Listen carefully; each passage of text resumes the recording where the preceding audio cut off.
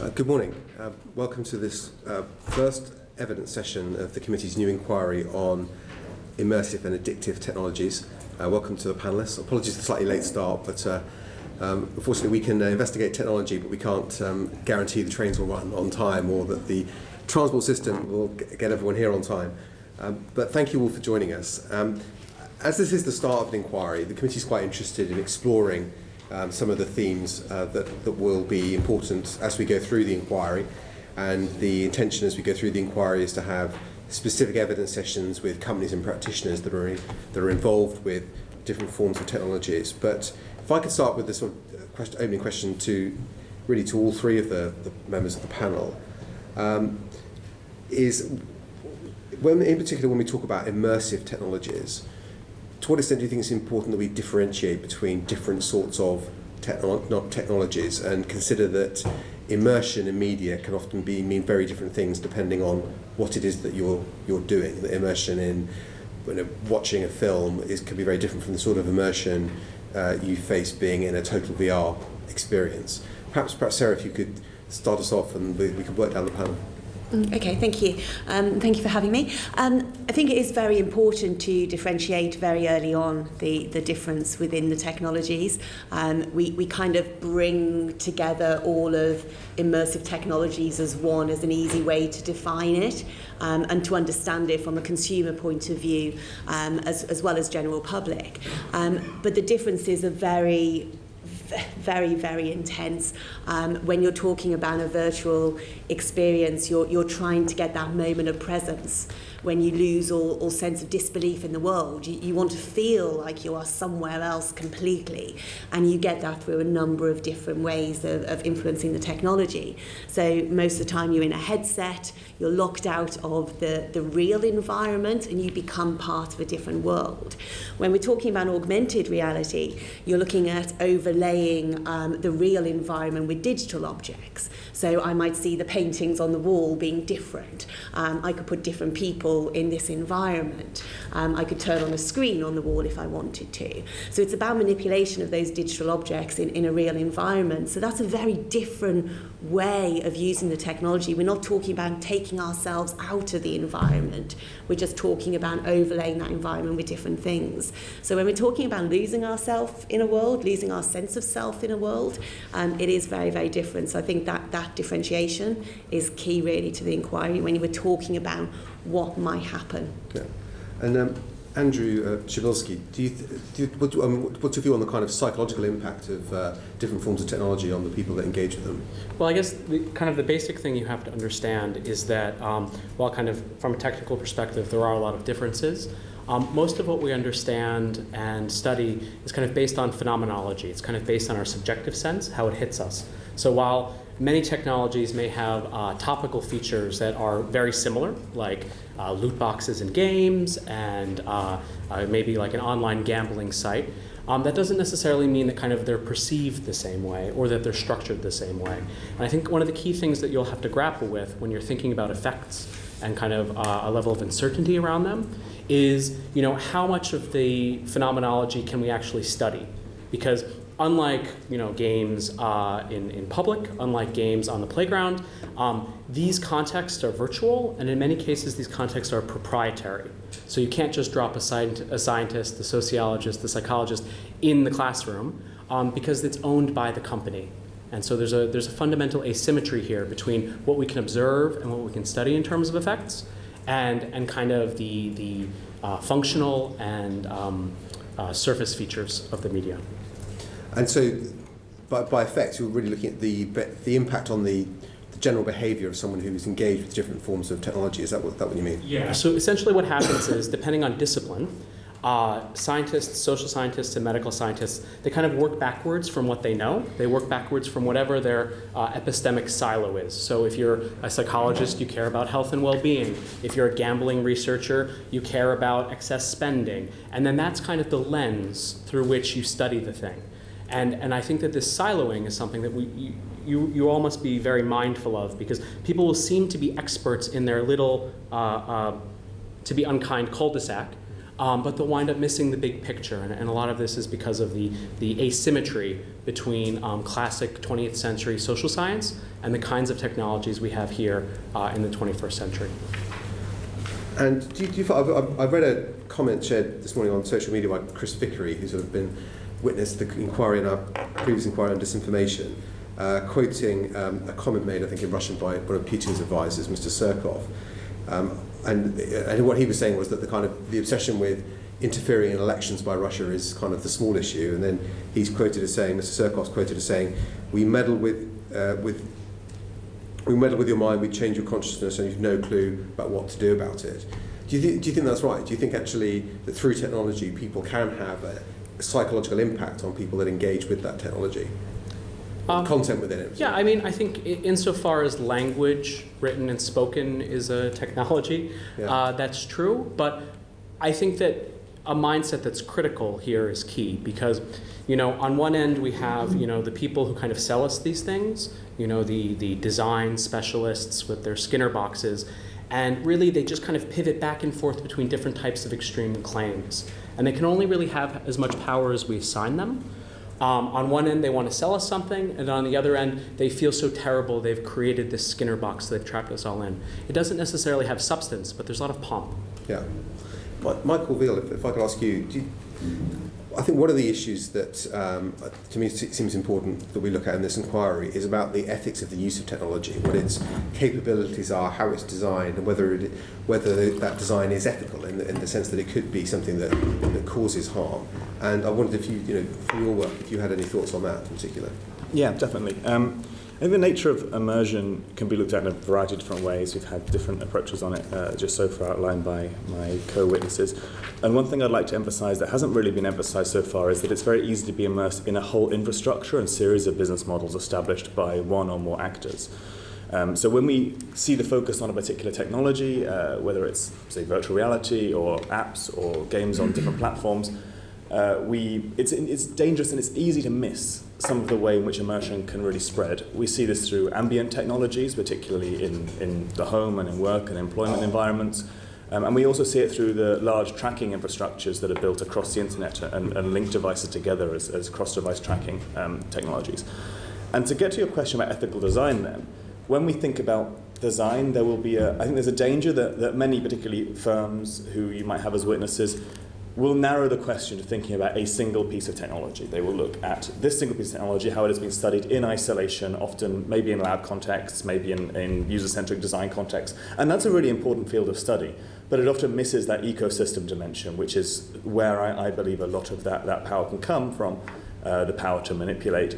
And in the future will just be more difficult to escape as perhaps virtual environments start to link up in ways we didn't see before, and we start seeing new economic business models emerge on these virtual environments that create further linkaging and further opportunity for manipulating attention. I imagine, obviously, with tracking people's activity, it supports massive personalisation as well of the experience, but also in a way that it can be difficult for external bodies to monitor because you're not seeing a media that is being widely broadcast or shared in the same format for everyone, but something that is being designed around the user's personal experience. Do you think, and maybe for everyone, other witnesses too, do you think there is an issue here that actually, from your pursuit as academics looking at these issues, is access to data and information about what is actually happening is quite hard to come by, and it's one of the reasons the companies can sit back and say, well, there's not very much evidence that suggests any of this is doing any harm. That's definitely one of the reasons, and you can see it from really lots of different lenses. We have arranged since 1998 in the UK at least of access rights for individuals to their data, and we've used those in a variety of ways. I used mine against Netflix just a few days ago and got a response around the tracking they'd done on their Bandersnatch Black Mirror program, where you could choose different options and they would send you the data in response to that. And so individuals can get their data. However, that's really symbolic of what we can think of as a transparency fallacy. Asking those who are burdened the most to not only make an active request to see how they're being tracked, but also start to explore what that might mean in the context of the whole political economy. And furthermore, in most immersive technologies, it's really hard to get transparency, even at an individual level. So before we even go to third parties, empowered third parties, researchers going into them from the side to get access, you will encounter a range of roadblocks, for example, companies saying, you can't really verify who you are, we were just tracking you using your IMEI number on your phone or something like that we actually don't know if it's really yours, so we're not going to give you your data. And if you aren't really careful, it even fails at that level. And so that is a failure of individual transparency. And then you will see privacy used as a way to deflect researchers or regulators from examining the practices of companies. One thing that you can look at, though, we are seeing a range of transparency measures in new European regulations. The Fairness and B2B Platforms regulation, which is currently, I believe, in trialogue, has transparency measures around recommender systems in a B2B context. So, for example, sellers on Amazon. And there are lots of opportunities for providing a more aggregate level of transparency. Yeah, great. So I think that there's a kind of a larger scale lack of coordination. There's a vacuum, and I think that was kind of in a number of the points of evidence that you asked for in terms of the written evidence. This is clear. So there's a vacuum here, and many of the companies that kind of we have in mind, gaming companies and social media companies, they have filled that vacuum with a notion of self-regulation. And this has meant that from a policy perspective or from a stakeholder's perspective, from parents all the way up to lawmakers, fundamentally we're in a reactive mode. So it's fundamentally a game of whack-a-mole. We have a problem like online radicalization. We haul YouTube/Google in. Their policy people promise more moderators, and then that problem hopefully goes away, and it's up to us to make sure that it's gone away. It's not, if we don't keep spinning the wheel, it will just run itself out. And I think that because we're not in a proactive space, because we can't articulate as a society what we want from these companies in terms of data. I mean, on one end, Michael's absolutely right that transparency is a necessary condition, but it's certainly not sufficient. And we can't just ask for transparency without articulating what we mean as a society or what we mean as scientists in terms of what we want to see. And so kind of in a lot of ways, because of the way that the social sciences work and the medical sciences work, scientists themselves are reactive. If a Facebook or a Google data scientist says to you, hey, let's do this study about emotional impact or influencing, they set the rules because they're a giant organization and you're just a team of 4 or 5. So I think that there needs to be kind of a strategic rethink here about how we want to scale up our own values in terms of asking the important questions of industry. And only then will we know what the heck the value of transparency is, because we'll know how much to ask for. I think what's really important is we go back a step before then as well. Like you rightly mentioned that it is a very personal technology. It's a very experiential technology. It's all about that subjective experience. And every person that goes within a virtual environment is going to have a different experience. So that's very, very difficult to measure. But what we need to do when we're thinking about the ethics is taking that step back further and having a look at what actually is being produced, what that content is. There's been a lot of work done around switching perspectives within virtual environments. So Mel Slater at UCL, who has produced some phenomenal work on this area about switching genders, about switching religion, about understanding other people's perspectives. Jeremy Baleson as well at the Stanford Human Interaction Lab. They've been doing all this really, really powerful research, but we're not actually seeing that in the work that's being produced, the experiences that are there for everybody to use. What does it mean to actually be another gender for the day? What are we actually seeing the impact of that? What's a long-lasting impact on that? And it's those questions that aren't being asked. When it comes to ethics, they're really important questions that need a huge amount of research on. But in some ways, is this a function of the fact that this is a relatively new sector, relatively fast-moving? So where in other industries, there are systems of regulation and oversight and rules in place that try and guide companies down the path of behaving responsibly. So, if you put too much sugar in a drink, there's an additional tax you pay for it. There are rules around how you advertise alcoholic drinks or gambling to people, because we know that these can be addictive engagements which can cause harm. So, and here, I mean, do we need to start thinking about what the ethics are? So, what is it right that a media or technology should be run by an algorithm that encourages excessive play, by rewarding people the longer you play for it? Is that an ethical use of technology? I mean, do you think we need to, and I think it's difficult for policymakers and politicians to be able to envisage every scenario, but what we can identify is things that we think are bad and have guidelines around stopping people doing bad stuff. Yeah, well, I think it's a two-part problem. The first is that unlike something like a sugary beverage or a cigarette or some other kind of qualia that we would be interested in regulating, you can kind of go to the shops and buy that thing. You can drop it in a lab. You can see at what point it vaporizes, et cetera, et cetera.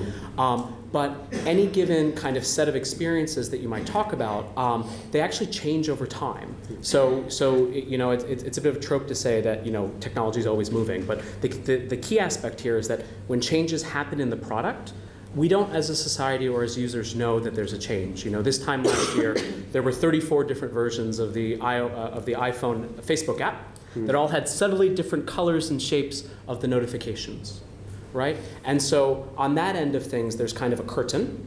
And until we have an ability to kind of articulate questions about what's going on behind the curtain, we can't use this kind of parallel argument by analogy with these other areas. And then I guess the second bit, and I really want to drive this point home, is that while academic science in this area has been kind of inspirational, it's kind of pointed at things either to be hopeful about or fearful about, the follow-up has really been terrible. Because it is a shiny object, and every time there's a shiny new thing, it's a bit like small children playing football. They kind of chase after the ball. And even on the academic side, it's so easy to write a paper, to get in the Guardian, or your preferred paper, and job done. You've had impact. Good luck with the rest of your career. But you never really need to penetrate deeper into a thing in order to receive kind of academic success on the topic. And so, in a lot of ways, we could have had this exact same meeting 18 years ago and be talking about, a game on Dreamcast that was connecting to the internet, or 5 years before that talking about the first version of Grand Theft Auto, if we were worried about its influence on aggression. The problem is that social scientists and to some extent medical scientists who are worried about the effects of influence or on well-being of young people taking advantage of the children, they haven't really advanced. And a lot of what comes from the ethics side of things or the philosophy side of things is just hey, let's try this in tech. But even that, the ball doesn't really move forward. What happens is when something new is invented, everyone just kind of, flashes themselves with the Men in Black device, and everything repeats. Yeah. So final question for me, do you think then the answer is, as you say, in the physical world, you can product test, you can test, if someone's making an advert to promote a product, you can see the advert and you can assess it against a set of principles. If someone's designed a product, you can test it to see whether it does harm. In a case like this, do we need to have regulators that have got the power to go behind the curtain and actually look at the way the technology is being deployed, how it's being designed, what behaviours it's encouraging, based on an analysis of the data held by the technology company? To some extent, we already have such regulators, and they're just not empowered enough in terms of funding, particularly to do that. Now, one of the things I research quite a lot around is data protection law, and data protection law is by no means the panacea to a lot of these issues. It's able to be bent into many shapes and is able to tackle a variety of issues by virtue of the breadth of the definition of personal data. However, we have a regulator with plenty of powers to do that kind of investigation. We have rights at an individual level that enable people to object to certain types of processing. So, for example, you would be able to submit an objection to an attempt to predict how likely you are to spend a lot on an app in the next hour, which is something that comes as part of Google's Player Stats API. You would be able to submit objections to being used in experiments or A/B testing. However, this is just not provided up front by companies, and it's really buried for even the companies that have considered it on a very deep part of their website, and it's not a tick box option, almost usually it's an email you have to write. And this is not legal. And if we had more empowered regulators, they could highlight that, at least with regard to the larger actors. And ensure that is being followed. But it does require them to have more funding. So I think one thing to do is, before we start looking at new regulators, ensure those that currently have those powers are adequately funded to do so. And it is a larger scale problem than it has been before, because the nature of personalization is very granular. There are many small actors, and those are often pretty grievous offenders in the tracking space at least, and the tendency is to go after the large actors with limited resources available, and we have to address that. I think there is some move, I think, from the technology companies in supporting when there's hysteria in the press, when there's a story about VR which obviously gets lots and lots of headlines, and I'm thinking specifically now around the gender imbalance within technology, and particularly within immersive spaces and the ethics around that, where social spaces are predominantly male users, and there's been a lot of stories which then obviously got a lot of press attention around women feeling very vulnerable in those spaces. 49% of females felt sexually harassed in some research that came out last year, and the tech companies did respond to that without regulations. The tech companies did respond and had personal bubbles that you could put on so people couldn't invade your space. So that there are some moves without regulations, but there's certainly within that area there needs to be a lot more work as well. I'd just like to add, the answer to your question is yes. Yeah. But fundamentally, it's not going to be worth anything unless the scale of our commitment matches the scale of the organization. So we cannot trust individual researchers to look at Facebook data or Google data or whatever. It's like handing them the ring of power. They get tenure. Everyone, again, pats on the back. But the issue here is that these companies need to be made to work for us. They need to be our CERN, and the social scientist teams need to be as large as the physics teams. Our papers need to have more authors than words in them before we'll be able to get the answers that we need. We also very, very briefly have an interesting mechanism in UK law, the super complaint, which exists and is quite unique to the UK in areas like consumer law and financial law and payment processing law. And the government refused to put such a thing in the data protection law. It was Article 82, and that was not triggered. There is a review that will be carried out to see if it will be triggered. But such mechanisms would allow organisations to complain to regulators on behalf of an affected group. So that's a good first step, because that doesn't require to have a complainant, it doesn't require to go through a particular identification of individual harm, and we're often not looking at an individual harm, we're looking at a broader societal level effect. But what that misses is it misses the empowered investigation function of who those super complaint organisations are. For example, under the Enterprise Act, that's Citizens' Advice and Which.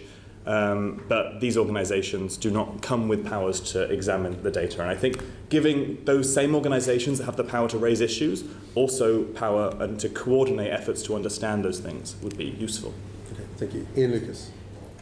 It seems to me that the action that we take is very reactive. We read about something, we find out about something we didn't know about previously, and then we do something about it.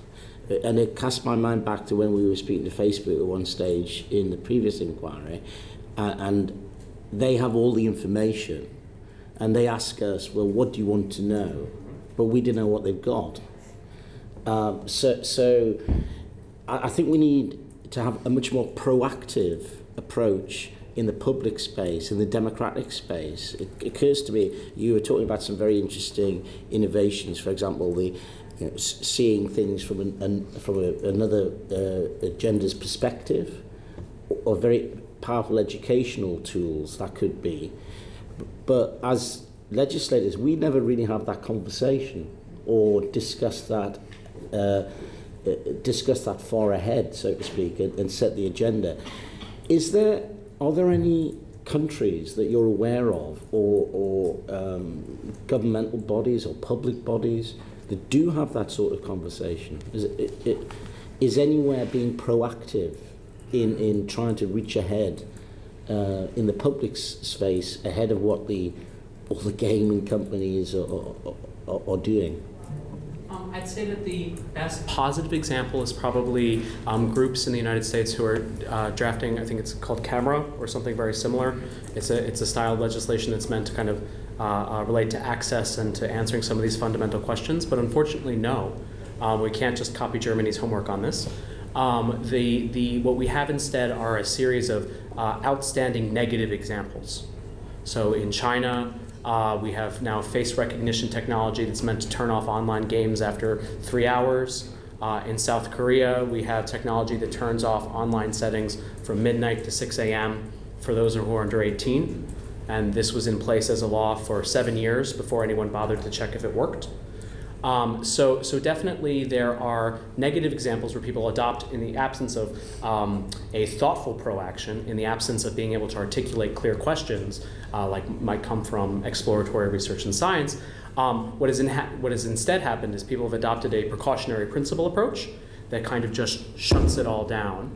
And speaking as someone who encountered the American abstinence-only sex education, I can say that that won't work.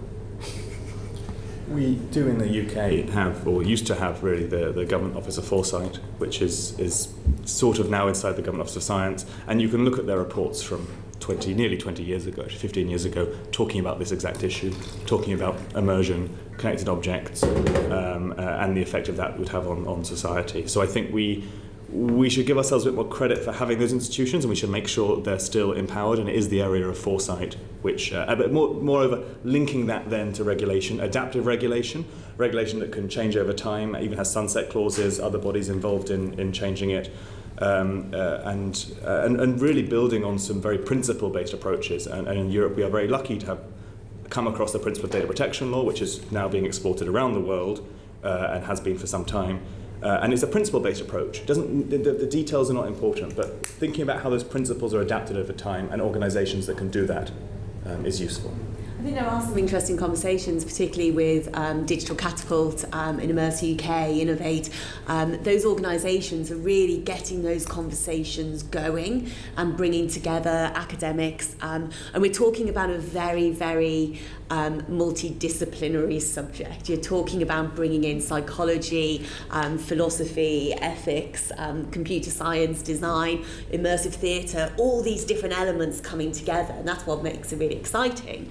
But they are holding those conversations. But then we've got the tech companies desperate for content. Because as much as we predict that this industry will be worth X amount of billions by 2021, we still need content. And there is a complete lack of content. So you're driving to push that forward whilst trying to have those conversations as well. And they're not always joined up. And I think that's potentially where some of the work needs to be done. Thank you, Chair. Michael, you've mentioned more funding for some of this regulatory stuff, and data protection is something the committee have had quite a long-running interest in previous inquiries.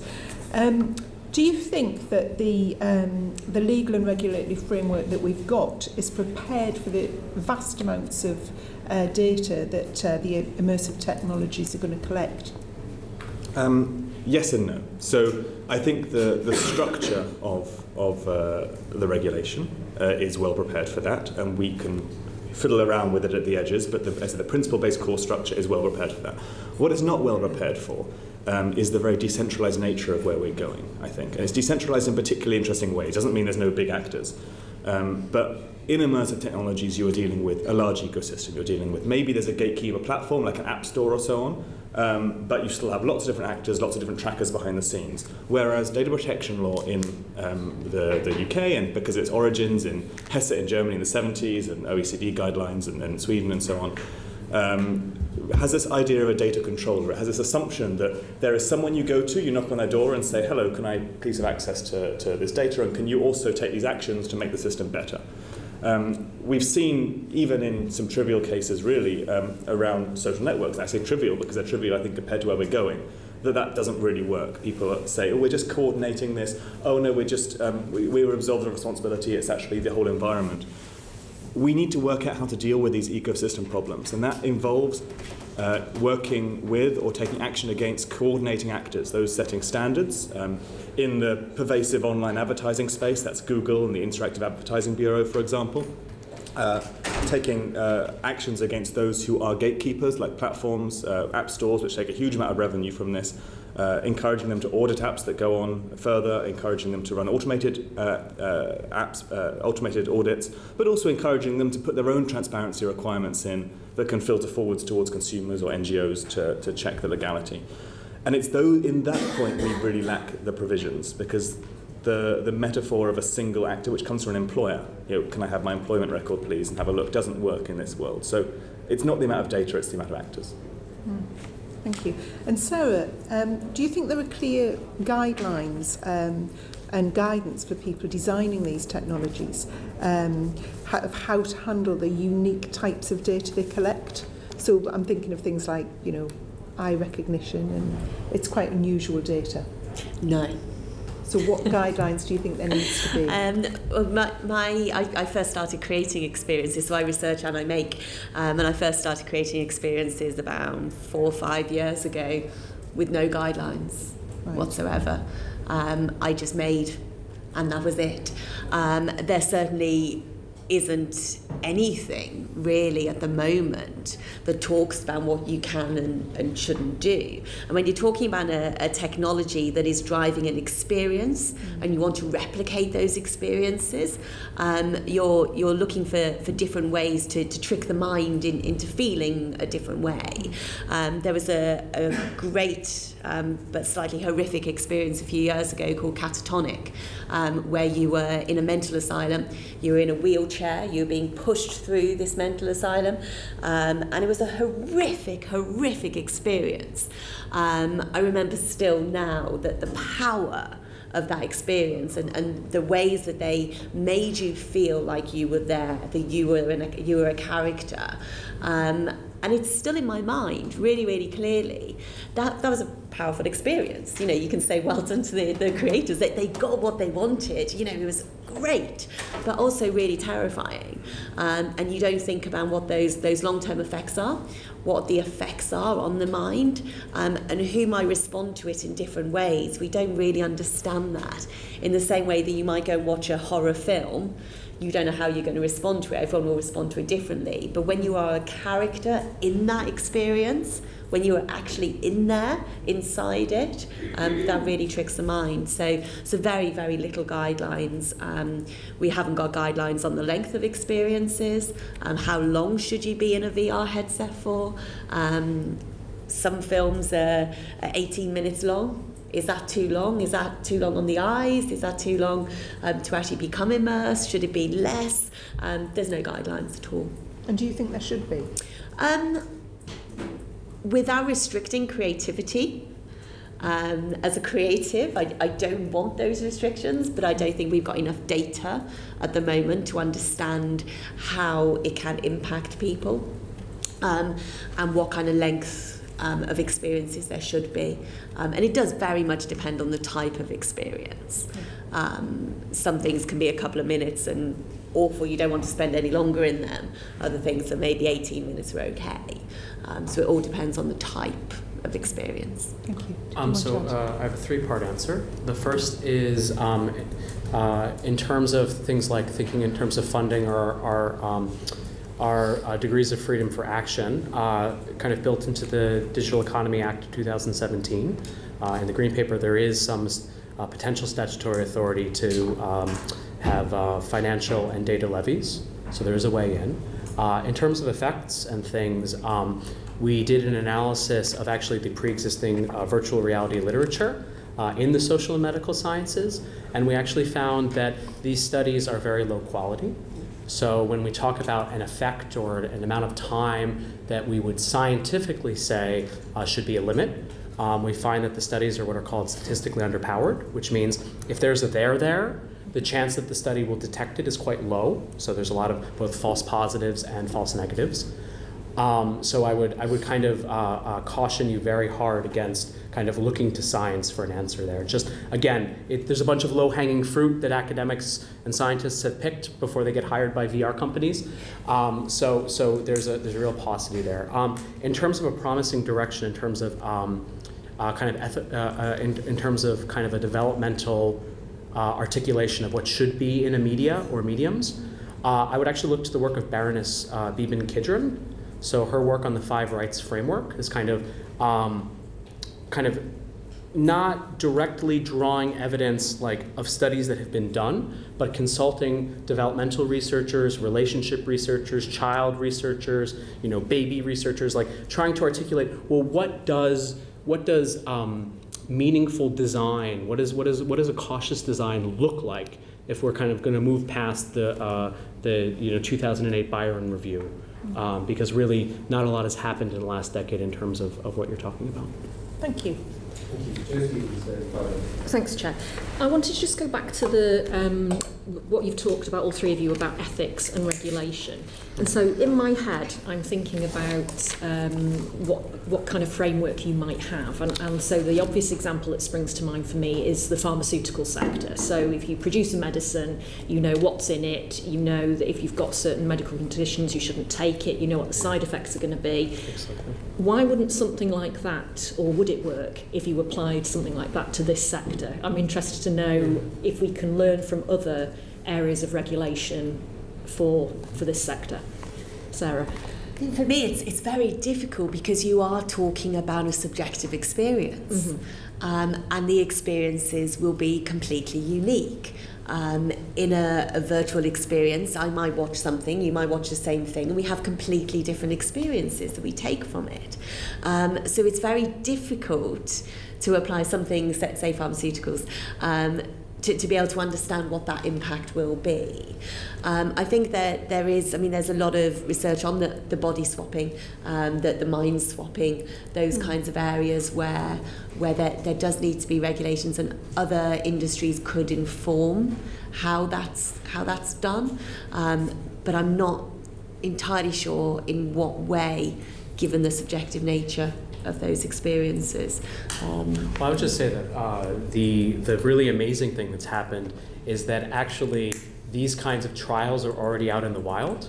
So I think that your pharmaceutical analogy is well chosen, actually, because we have a situation where, because we failed to articulate what we want from these companies in terms of young people or older users as a society, what's happened is that kind of the news of the day or the push-pull of charities has kind of forced companies to reposition themselves. So, Facebook may work, this is not hypothetical, with a suicide prevention charity, and they'll build a tool to identify or flag some aspect of self-harm that a machine learning algorithm might link in some way to an indicator of suicidal ideation. But that actually never goes through drug and regulatory authority. It doesn't go, but it has different, it's already working. It's already out there and it's seen as a social good. And the charity doesn't care because it thinks it's doing good. And Facebook doesn't care because it doesn't have a drug, it has a tool because they're engineers and there's an element of self-induced naivety. But these things are starting to be stacked upon one another, and you only need to think about the discourse around self-harm images currently in the UK, where you have now another aspect of this, like the intervention somehow precedes the fundamental understanding. Yeah. And so it's like a pharmaceutical company giving out blue pills and purple pills and green pills, but no sense of what the active ingredients could possibly be. Yeah. So I think there's lots of good things about an analogy with the pharmaceutical sector, and I want to point out some of the inverse, some of the tensions, what we might be able to learn from that sector as well. So one thing we can learn, I think, is the way that there's a lot of regulatory arbitrage in the financial testing sector. There's a lot of financial testing that gets moved effectively onto more vulnerable or poorer communities abroad, areas which have less regulation, areas where it's cheaper to run pharmaceutical trials, and then those are used in turn as evidence in richer markets. And I think we see a lot of the same thing happening in particularly technologies at scale, digital technologies at scale. We can look at the way that content moderation is being outsourced by large platforms into areas of precarious employment, and how that is kind of reinforced there. So we have to be very careful that if you put in testing requirements, the burden does not disproportionately fall on vulnerable people, because that is a risk. And secondly, one thing that pharmaceutical trials are notoriously bad at measuring, and I think it links into Andrew's point just now, are synergy effects. It's very expensive to measure synergy effects in complex systems because you have to place everything in synergy with everything else to understand if there is an unexpected synergy effect. And if, as in the case with many pharmaceutical products, there is no good theory around why something actually works or doesn't work, it is hard to anticipate synergy effects without doing empirical studies. And when we're talking about a single small actor, a small business, or a platform making an experimental product, placing it into a system where it is effectively interacting with many other components, for example, in providing new data flows, in receiving data flows from other products, or in just being integrated into the social fabric of somebody's life, it is very hard to test for that. So anticipatory testing of that kind only gets you so far. What you could do instead as well, and we do have analogies from the pharmaceutical industry, are follow-up studies. So you have to really say, if this is an experimental drug, we're going to have an understanding of how it's deployed and used in the wild and the effects it has. So in that situation, you might want to engage in that kind of approach. But that would require transparency over the results of such studies and their methodologies. Mm-hmm. Okay, I wanted to move on to something else now, which was the Centre for Data Ethics. I think, Andrew, you might have mentioned about there not being enough sufficient funding, Andrew and Michael, for current regulators, that they've got powers, but they haven't got the funding to be able to do what they need to do. Do you think that people have sufficient understanding of their data rights do we have sufficient understanding when we interact with immersive or gaming technologies? And are we equipped to enforce them? So I'll be perfectly honest, I wouldn't have a clue how to enforce my data rights if I was on one of these games. How widespread do you think is knowledge about what people can and can't do? Michael? No, but the answer is not necessarily increasing literacy. So on one hand, I don't think people are informed of their data rights. In theory, they can email, and they have been able to do it again since 1998. We haven't had a big step change in the nature of data rights in the UK.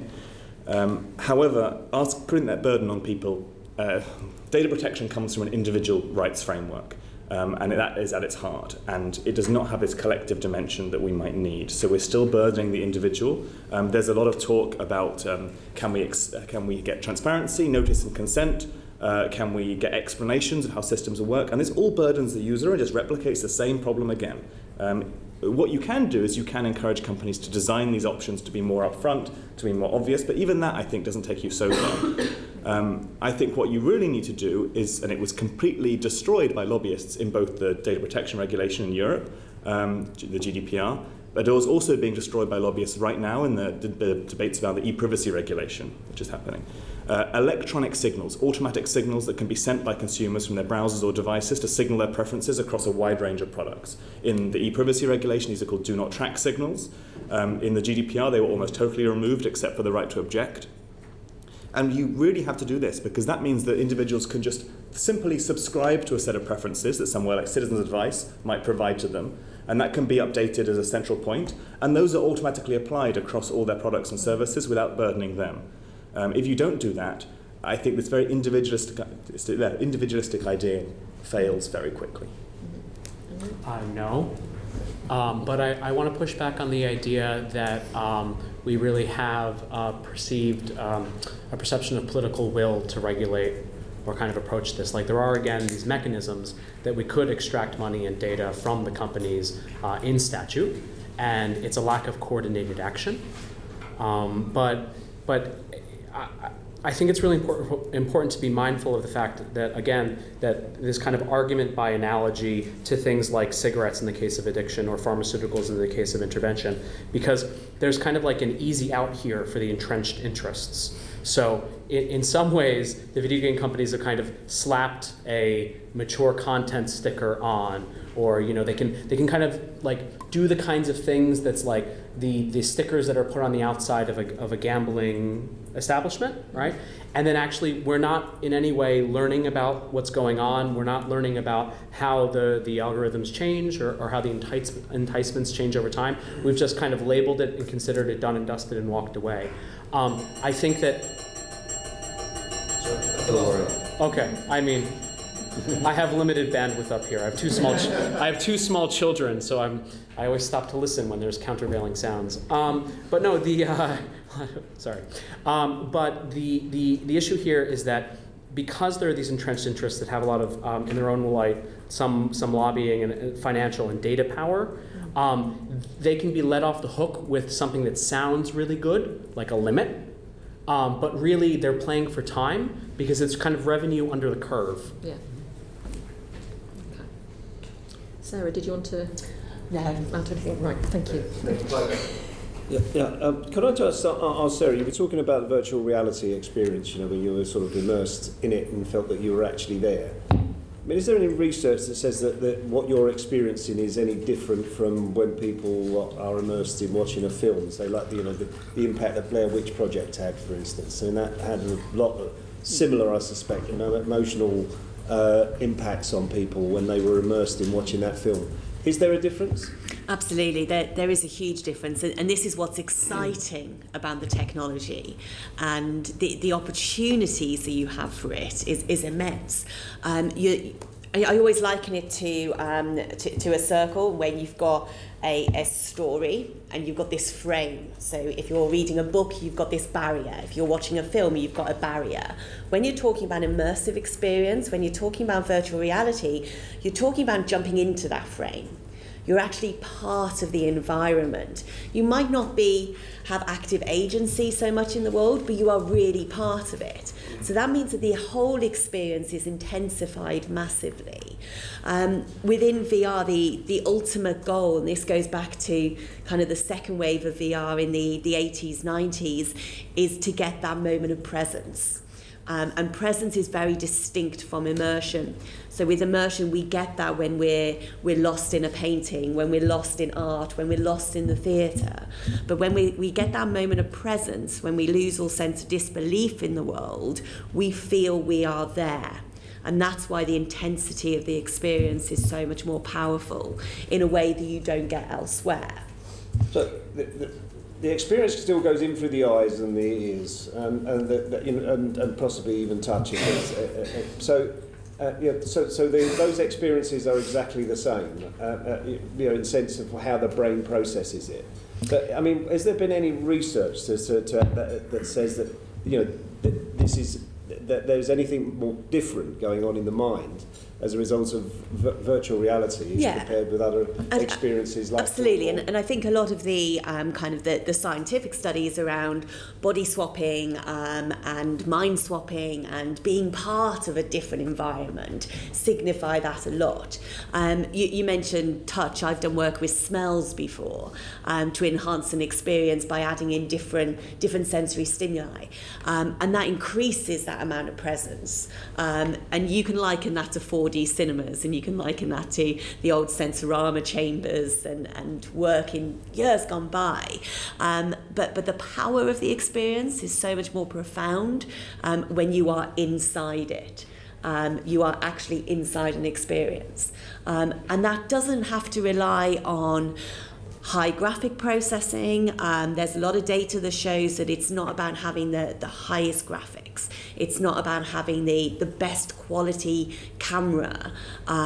It's a whole range of things that contribute to you feeling that sense of presence. And that's the ultimate quest. When you're creating an experience, that's what you want. So I mean, has anyone done any research that shows that there are different sensors in the brain, or that are being activated here? That we're talking about something different. Yeah. So to dovetailing on that in terms of the science, that one of the problems with these studies, besides having a very small number of observations, which creates false positives statistically, is that there's a very high degree of novelty. Because the studies don't have a lot of follow-up, you can kind of observe things that look different, but you don't know kind of what is, besides the fact that somebody's wearing 2 pounds of kit on their head, you don't really know that this is kind of an enduring change. So I think the class of evidence that's best to structure your thinking on this point in terms of kind of broader sociological or psychological impact is how we viewed other immersive technologies over time. That we have a reaction to the Great Train Robbery. We have a reaction to comic books or to rap music, where we have a lot of hopes or fears or anxieties, and it's kind of bound in novelty, and it's linked to a generation or to a trajectory. And then only kind of when the hype has blown off do we kind of all reflect on the fact that we all played D&D when we were 10, and that was part of storytelling, and there was that was the active ingredient that kind of was behind all of the excitement. And I really think that this, again, would require a longer period of sustained scientific interest than just, gee whiz, this is different. So are the people we're worried about, who may be influenced by this immersive technology, the same people who may be sucked into gambling too much? Yeah. Is there a crossover? Well, I mean, from the broader perspective, we have to be very careful here because, again, if we think about the Great Train Robbery, right, classic black and white film, in the United States, fears were that women and minorities and immigrants would adopt criminal inclinations. When the Death Race arcade game came out, we were worried that people would become, it's a very silly game where you run over goblins and they turn into little crosses, that this would lead to a rise in traffic fatalities. And so when we try to identify these groups that we think of as the vulnerable other, we need to be very mindful of kind of the intersectional kind of characteristics of this, because it's never the white 36-year-old Oxford professor who will be vulnerable to this. It's always someone else. So it's different, in terms of addiction. Yeah. It's different from if we all we will all end up being addicted if we expose ourselves to excessive amounts of nicotine, or, cocaine or heroin. Yeah. We will all have the same physiological response, but we won't all have the same psychological response to being exposed to immersive technology. Right. So if you have 1,000 people who are all nicotine dependent and they've decided to quit smoking, a year later, half of them will have returned to smoking because they have a basic behavioral and substance-based dependency. But when we do the same thing, we look at online games and we ask people using American Psychiatric Association kind of proposed indicators.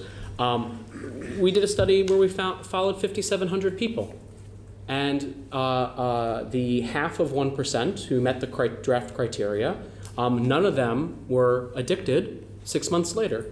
And so there is a specific kind of pitfall when you do the science right of this kind of assuming that like digital technology is a qualia that's kind of equivalent or fungible or interchangeable with other kinds of behavioral or substance-based dependencies. So is it possible for a tech company designing a game or some other immersive form of technology that I might expose myself to? Yeah. Is it possible for them to design the algorithm so they will get me addicted? Yeah, not addicted, but they're targeting specific behaviors. So this is not to say there aren't bad actors, and we turn the cameras off and I'll give you a list. But the thing that they do isn't covered on privilege. it's not. I mean, I'll 10 minutes. But the problem is actually it's not like there's a magic algorithm or there's a magic Skinner box here where someone's cracked it, right? What happens is it's kind of a coordinated effort where they look to the gambling industry and they don't optimize for addiction, they optimize for return on investment.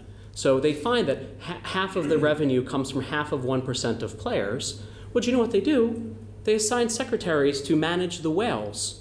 So when you don't play for a little while, the algorithm says, check in on this person. But then they actually have a human being email and say, hey, you haven't been spending as much, or not, that's their motivation. You haven't advanced to the next level. And so it's less that there's like a magic equation, it's more that there's a cyborg enterprise. Right. So it's actually operating the same way as the gambling industry did then, because that's exactly what they did. Yeah, but you have to listen. When they're proud of themselves, you have to listen very, very closely for the right words.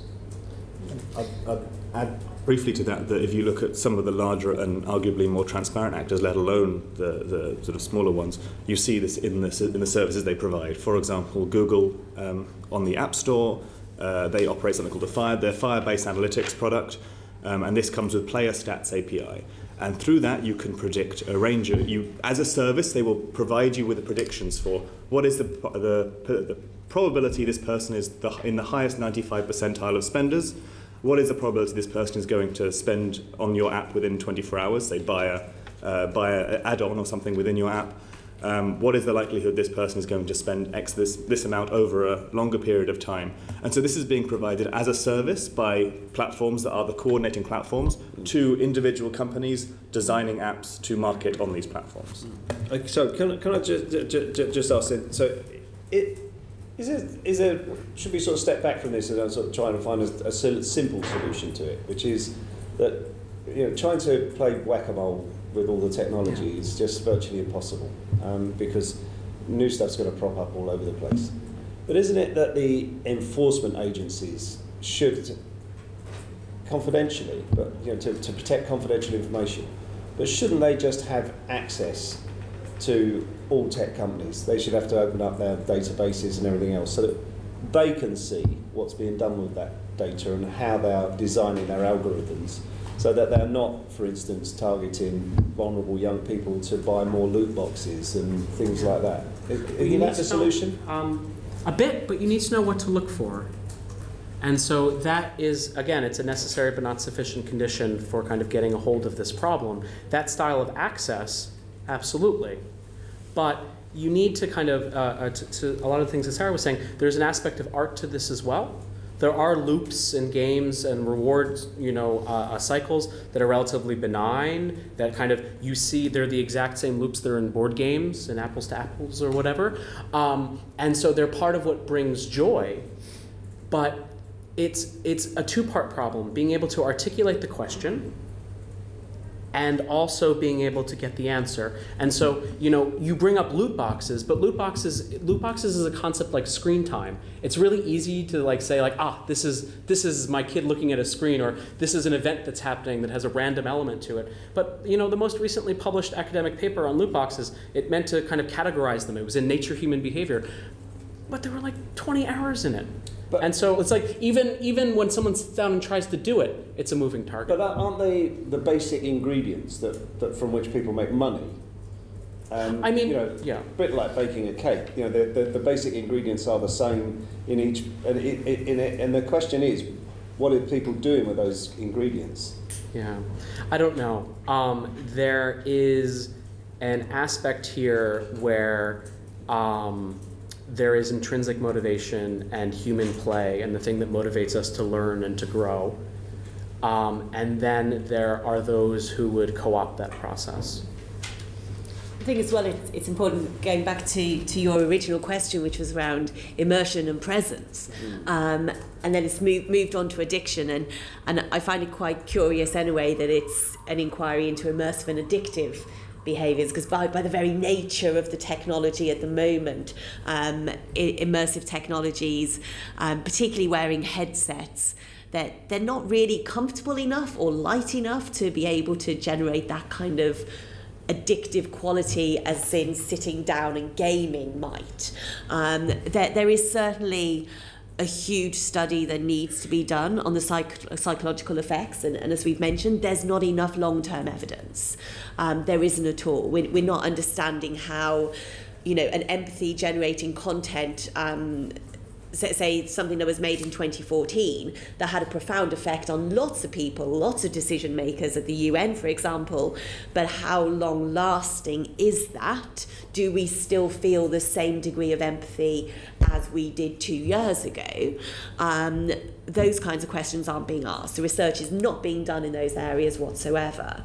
But there is enough research that will talk about immersion and presence in a virtual environment as having a much more profound impact than a traditional flat screen viewing. So there is enough data on that. Okay. It's a similar theme, but isn't there a legal liability issue here? Because we talked about tobacco, and you talked about drink, and to some extent, if you buy tobacco and drink, there is enough, you're given sufficient warning of what the health consequences might be, I suspect, to prevent any future action being able to be taken against the providers of that material in the first place. However, what you were just saying, Sarah, suggests to me that we don't really know what the long-term effects, and I suppose my question is this, is if in 10 years that it is by then demonstrable that there is severe psychological damage, which is as a direct consequence of these particular games, then where does the liability lie? Very, very good question. For me, I have a background in philosophy, and I like to ask those questions around the value of experiences. We were having the conversation earlier around the value of a virtual experience as opposed to a non-virtual experience. And there were some questions around virtual torture and whether VR could be used to torture people. And then would that be an equivalent? Would there be an equivalence to a virtual torture as opposed to a non-virtual torture? And we don't understand the mind. We don't understand what that impact is. And that there isn't enough data. So who would be liable? Is it us all as creators? Is it the industry in putting out content without those long-term effects being studied? When do you do those studies? Well, quite. I mean, if it was a medical instruments or pharmaceutical company, there would be all sorts of warnings of possibilities rather than definites. They would try and second guess what the potential side effects might be in order to mitigate that liability. But none of the people we've spoken to or listening to you this morning are in any way suggesting, in fact, when we saw a panel of gaming people last week, the suggestion was, no, there's absolutely nothing to see, no problem at all. Now, all I'm asking is if in 10 years' time it transpires that one of my kids has got, psychological disorder, which is exactly attributable, that by then that science may have caught up, can I go after these people? So I just want to say that I think that from an accountability perspective, I think the people on your side of the table, the people on our side of the table, and the gaming companies would be 100% responsible if that was shown in 10 years' time. I think that we should be very mindful that entrenched interests in industry will interpret an absence of evidence with evidence of absence. But that understood, when we get science right, when we remove the bias of the researchers, when we register our studies and we share our data and we look at how data can be sliced and diced to create fears or hopes, we don't see the trace that would kind of presuppose this decade-long ossification, all right? So, we find that actually the pre-existing biases of researchers paint dramatically different pictures. How you analyze data, what variables you pick can lead to a result being terrifying or to the chief medical officer saying, we can't give good advice. And so there's billions of different ways of analyzing data. Isn't the fact that we're having this conversation at all? And isn't the fact that I think it was the Science and Technology Committee report last week, which is saying, we're starting putting, just hinting at time limits that people should adhere to when it comes to should that not be sufficient warning to the companies trading in this, that at least they ought to be undertaking research and attaching warnings, even sort of quite broad warnings, alongside the sale of their product? It should suggest that we don't take our eye off the ball. It should suggest that they should be subject to scrutiny, continued scrutiny until we get the right answers. But the thing that you need to understand is that from a human rights perspective, international frameworks are very clear about young people having rights to play and having rights to information. And so if we kind of begin a process of restricting users without knowing, what we're up to, we can actually run afoul in the other direction. Yeah, I'm not sure about, I don't think restricting users, I'm talking about alerting users to the potential consequences of their actions. Yeah, the absence of that strikes me as being arguably irresponsible. But I'm just thinking of a situation where there's a game like Fortnite that's come out that teenagers use for socialization more than running around and killing. And we slap a new kind of advisory on it because we observe that there's a correlation between number of hours and self-report of depression or something. And what we wind up doing is taking away their digital water cooler because we scare parents unduly. Or duly. Or duly, but we don't know. And that's the thing. We're not parameterizing our uncertainty here. We're just taking the gaming company's word for it. Okay, Peter. Thank you. But there are moves, whether or not. I think particularly around gaming disorder, which WHO introduced last year. Classification of diseases is now includes, as I say, gaming disorder. We've heard lots of anecdotal evidence and certainly lots of unscientific evidence from sort of newspapers and concerned parents, but why do you think the WHO have classified this as a disease? I think that in psychiatry there's always a fundamental tension between flagging things that are of social or health concern and not pathologizing regular everyday aspects of life. And I think the key debate that you can kind of cue into when you think about the idea of behavioral addictions is actually the debates around nicotine versus caffeine dependence in the late 1980s. So the evidence is actually caffeine is probably just as addictive as nicotine is, but there are contravalent forces that prevent everything from being kind of labeled as addiction. The thing that you need to kind of zoom in on here is the fact that, number one, there's no curiosity about what gaming actually is. Like, what is the bright side of the coin? It's only focused on the dark side. And there's no actually careful definition provided of what a game is, what it isn't, and what it's meant to encompass. In the United States, it's called internet gaming disorders, the proposed category. But there's no one can tell me what an internet game is. I think all games involve the internet now. So what evidence did the WHO use to determine that this was a disease? It hasn't determined it's a disease. What it's included the category in its draft guidance for ICD-11, which is, it took the NHS 23 years to get ICD-10 into practice. So it's going to be a little while before this comes around for us on this island. But basically, there's two classes of evidence. The first class of evidence is expert opinions, and the second class of evidence is functionally, it's surveys. So what researchers do is they take a gambling questionnaire or smoking dependence questionnaire. They take out the words gambling, they take out the word nicotine, whatever. They put in World of Warcraft or Fortnite or whatever the scary thing is at the time. They go to an online forum and they have people fill out a survey. There are 1,000 studies like this. And when they look at them, they say, there's a phenomenon here. But if you do it carefully, what you see is statistical noise. But then, if that was their evidence-based, what was their motivation so to do? I think they want to do good. I think they want to make sure that young people, in this case, the WHO group, I think they want to make sure that young people have access to care. But fundamentally, there's a problem because it's not clear that gaming is the thing that is the cause of the problem. When you listen to psychiatrists talk about it, and I would highly suggest, if you haven't already, hearing from the Royal College of Psychiatrists, the Gaming in the Mind group, is that often gaming is part of a dynamic. It's a crutch. It's a social support. Something's going wrong in the family, and it's true that games can kind of fill that vacuum, but you can see on both sides, it's very cynically used by those who have, again, entrenched interests. If you have a clinic that charges $10,000 or 10,000 pounds a month, you still get in The Guardian to talk about how gaming addiction is a problem.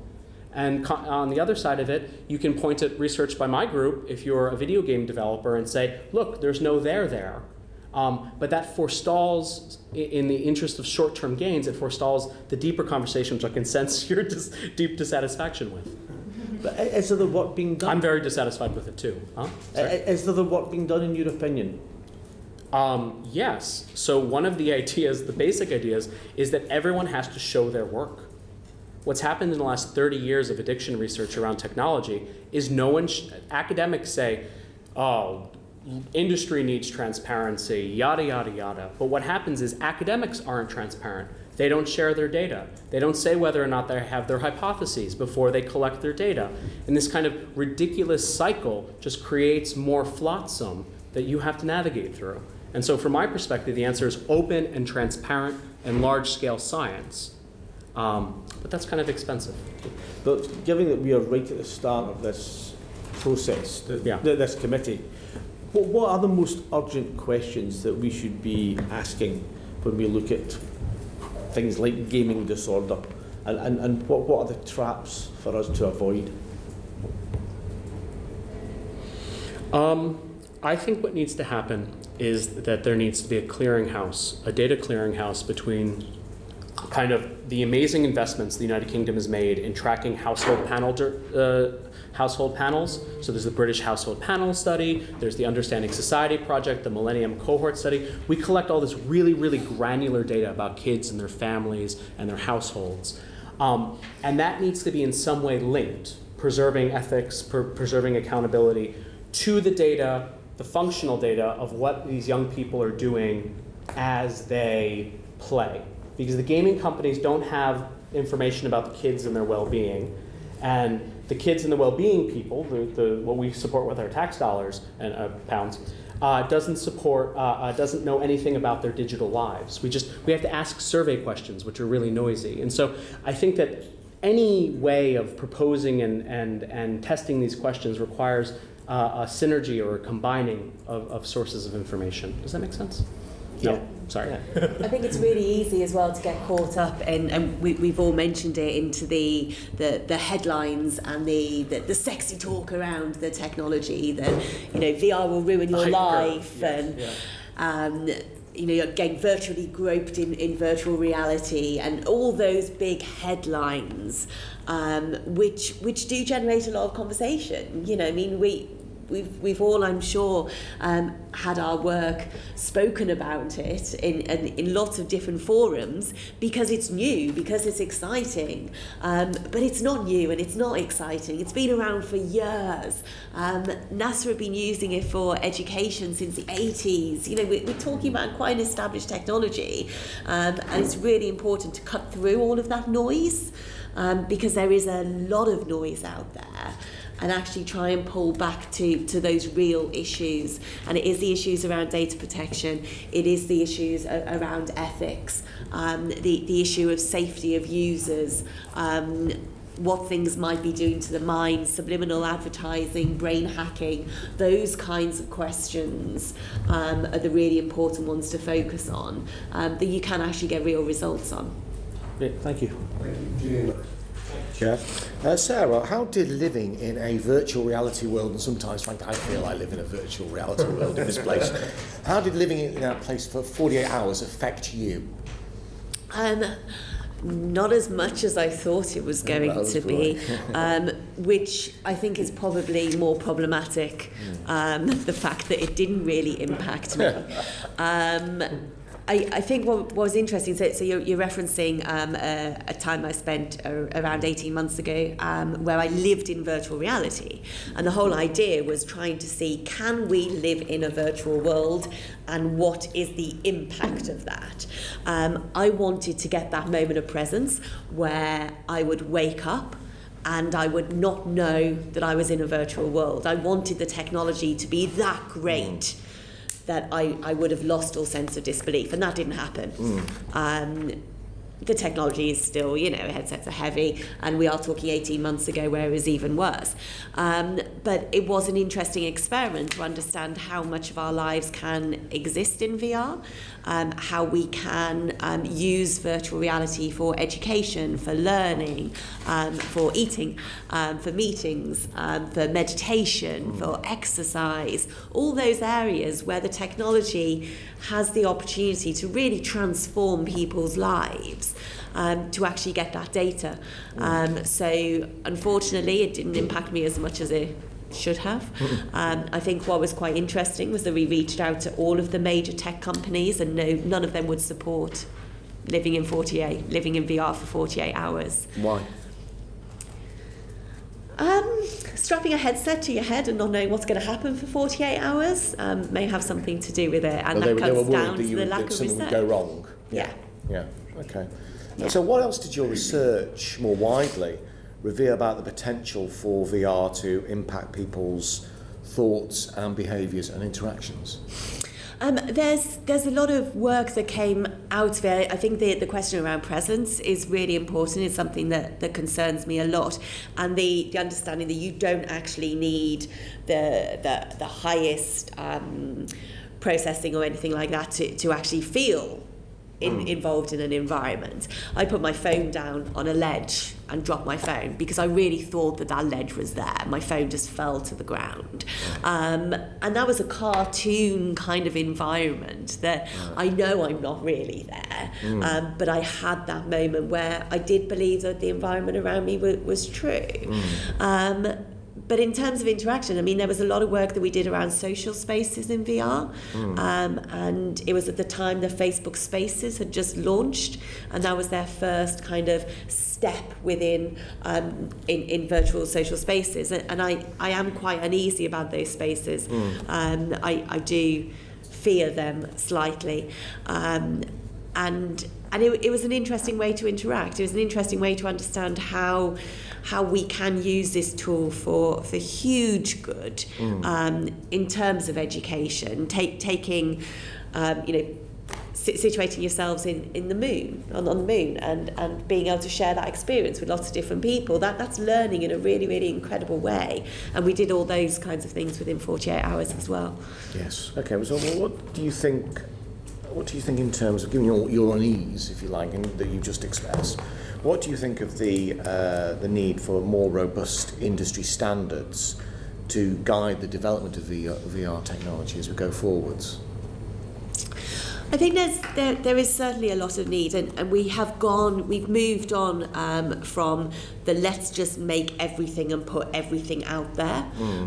We are starting to see a bit more stringent processes maybe, or the work's not reaching as many people, which is good, because there has been some really poor work where, I've made things where I've thought, I really want people to feel uneasy. That's the environment that I want to create. So how can I make someone feel uneasy? What can I do in post-production in terms of creating those experiences that people are going to feel on edge?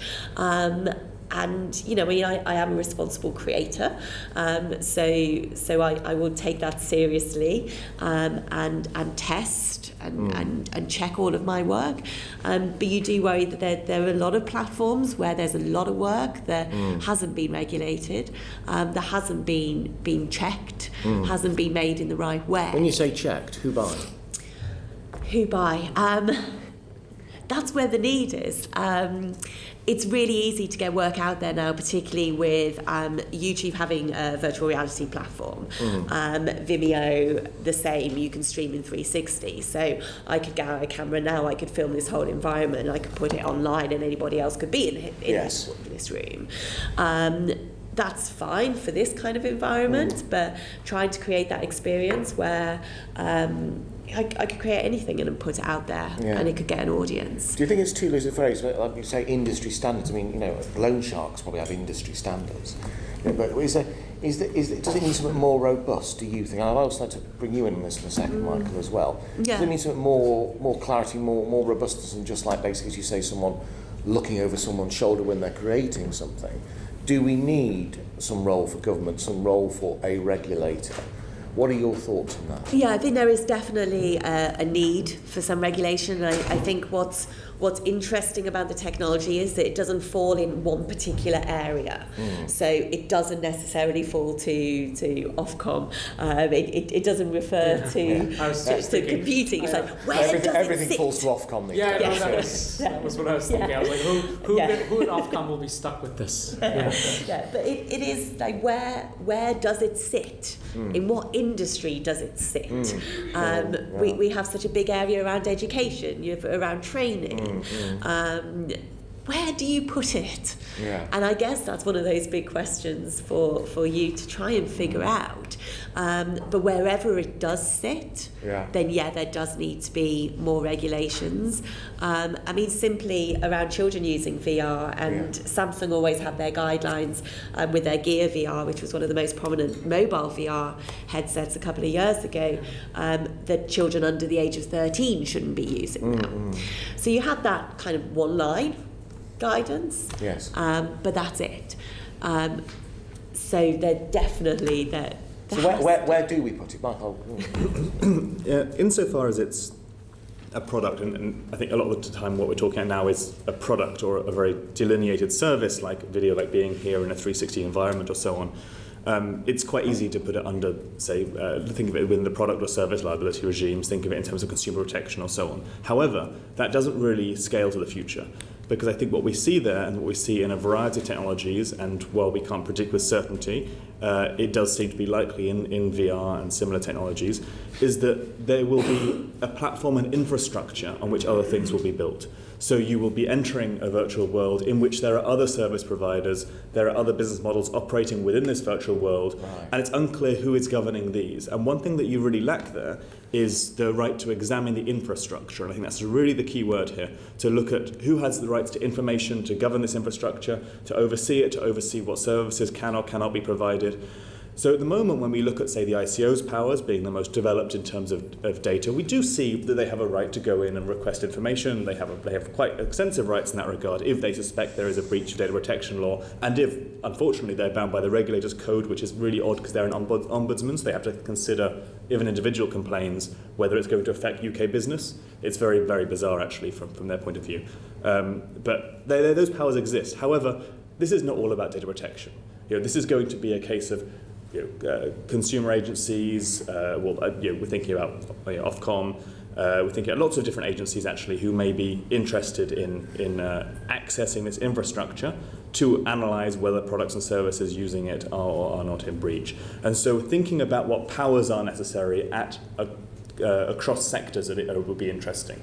And whether there could be a regulatory clearinghouse for this. And we see the European Data Protection Supervisor has set up a digital economy clearinghouse, I think it is, to bring together different regulators across Europe to talk about these issues. I'm not sure if the UK is a member of that.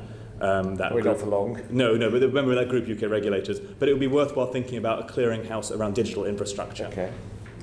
I would just only very briefly add that thinking about what the minimum viable product is, or from a regulatory perspective, or what an 80-20 rule would look like here, without placing undue burden on Ofcom, I think that initial guidance, given the vacuum that we're dealing with here, health and safety, for things like epilepsy, kind of the necessary conditions here, so that on a basic physiological level, there's guidance about brightness and strobing and things like that. So things that we already know in other forms of broadcast media that we regulate. And then the second bit is whatever our values are. So maybe something around accessibility guidelines. So ensuring that people who are older, people who have issues with sightedness, that they don't get left behind. And so steps in both of those directions can be taken in a relatively light touch fashion to make sure that if indeed these platforms hold all of this promise and potentially all this monetizable data that we want to control, that actually we're not leaving anyone, a vulnerable group, behind. Okay. Sarah, do you have concerns over women's experience in virtual reality? Massively. There is quite a strong, a big piece of work being done at the moment around gender in virtual reality. There is a huge imbalance in terms of users, and it's concerning, not in terms of what's being produced or anything like that, but it's concerning when it comes to social spaces. And I always liken it to the old 1990s chat rooms, where you would go inside a chat room and it would be really awkward and feel horrible and a little bit seedy. And it's like that. A bit like Twitter. Yeah. Yeah, just like that. It is that kind of environment where if you put on a headset and you go into a social space, your avatar might be you as a woman, and the male gaze is straight towards you. And it can be really uncomfortable, but there have been a lot of reports, as I mentioned earlier, around sexual harassment in VR. And then it comes to that value of experience. Is it equivalent? If you feel like you've been harassed within virtual reality, is that the same as being harassed in a non-virtual world? And then we have that equivalence of experience to consider. The tech companies have responded really well. They have a safety bubble feature. That's the personal bubble, is it? Is that personal bubble? The personal bubble, yeah. I was going to ask you what that meant. Yeah, actually. absolutely. Yeah. So you can have a personal bubble, you can determine how big that bubble is around you, and it would stop people coming within that space. You can mute them fairly easily. But there have been lots of research. There was a great study done last year around it, where they spoke to quite a large number of users of social spaces, where they spoke about women feeling like they needed to go around the edge in environments to move through different rooms. So the virtual rooms are set up in social VR that you can teleport yourself to different areas. And some tech companies have organised women-only rooms. I'm not sure if that's the answer, but certainly the purple bubbles, you can make them whatever colour you like. The personal bubbles have been a welcome addition. But is that enough to counter intimidation and harassment, do you think? No, but it's a start. Right. And it's the same as harassment that you would feel in everyday life. Yeah. It's the same. You're replicating a world. You've got another world out there, so you've got those same issues that people feel. It's anonymous, though, that's the thing. I mean, I can intimidate someone or harass them on a virtual reality and have an anonymity there, but if I intimidate or harass people in the street, for example, then I am witnessed, I am subject potentially to prosecution for that. So is that not sort of make it more difficult and more sort of difficult to trap, but also more difficult in terms of actually restraining behaviour of the individual concerned who is doing the harassment or the intimidation? Absolutely, and you see that with social networks, with trolling on social networks, and people feel that because things are anonymous, it's okay to say it. It's okay to harass somebody in a virtual space because you're not really there, but you are. You know, you are present in that environment. So the personal bubbles are helping, but there is you are talking about a male-dominated space. Yeah. Can I just open this up as well? Do you think we're basically just going to repeat what we have just been going through for the last 10 years in the virtual reality space as we've done with social media space, in that respect, in the fact that this anonymity of the ability to harass, intimidate, just be vile to your fellow human being? In fact, we're just going to have that again now, but this time it's going to be in a virtual reality space. Yes. It's pretty depressing. I mean, I'm lucky enough not to be a woman in virtual reality or on social media, but there's no reason, but there's a very peculiar intersection here between social challenges and social givens and the technological, and so it may there are certainly technologies that if they're properly grounded in experience, like a bubble, that they may have a really good functional advantage, but it is very tempting when a system has levers or off switches to kind of just assume that we can rest on our laurels with respect to culture. Yeah. And I would say as well, it's not just women. So I mean, the survey that was done last year, there were 600 users surveyed, and 36% of men also felt that they were harassed within a virtual space. So it's not. It means it's more prevalent. Yeah. Do you think it would help? So if effectively there were more women creating these spaces, effectively to just have a different sort of mindset, effectively to be more aware of the challenges that can be faced? And I mean, I guess I'm in a very, very privileged position because I know that the women in VR industry within the UK is huge. And also globally, there are some incredible creators. And I think that's helping massively. But they're mostly coming, I guess, from the storytelling traditions rather than the gaming traditions. So you still see it because it is that kind of culmination of loads of different industries. A lot of the female creators are coming with that kind of narrative arts background, rather than in the programming developing stage. But that there is a huge growing and is there that cultural conversation going on in this space between women in order basically to say, how do we effectively create something that doesn't just mirror everything that's gone on in the past? Yeah, there is, and there's some great work being done at UAL within it. There's a lot of work being done there. Catherine Allen as well, who you should speak to at some point. She's been doing some great work within diversity and VR. There is a lot of work and a lot of conversations happening around diversity within the broader tech industry as well. It's not just a VR issue. It's broad tech. Thank you, Chair. Just a final question from me is, a lot of what we discussed this morning reminds me somewhat of the inquiry we've done on looking at social media and disinformation, where I think at the start of the inquiry, considered this is a kind of forward bad content that goes viral because it's sensational and what can you do about it, but actually recognising there's a form of intelligent design behind this information going viral, and how it's targeted to people, and targeted people who are vulnerable with it. And with this as well, I mean, we're trying to sort of get insights as to where are the right questions we should be pushing, what are the issues we should be looking at.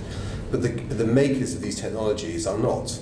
They are acting on data. They're designing games, or say deliberately, to be played or targeted to certain people. And from what you said, Michael, earlier on, they are acquiring data from big tech companies in order to help target probably games at vulnerable people, or people who are going to spend the most money on them, and designing them in that intelligent way. And do you feel there needs to be more scrutiny over the sorts of data that the creators of these technologies can have access to, and therefore how they can then use that? Because it seems that they can use it, if they chose to, they could easily use that data to exploit audiences. I think when we talk about a lot of these sort of future-facing technologies, not that the technologies themselves haven't existed, but I think the business models around them are emerging.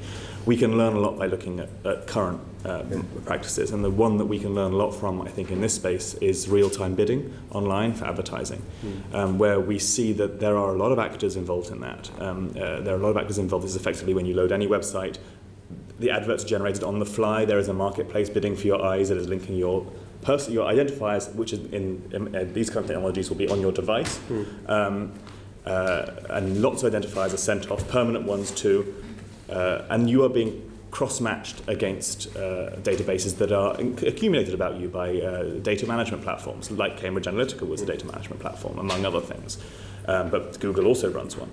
So this kind of cross-matching is incentivized by this whole structure. So the ecosystem that has been set up incentivizes certain actors to exist.